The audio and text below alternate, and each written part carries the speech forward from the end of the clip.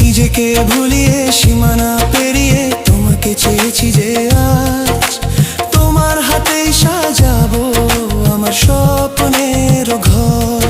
আমি তোমার প্রেমে পড়ে দুনিয়া ভুলে গেছি।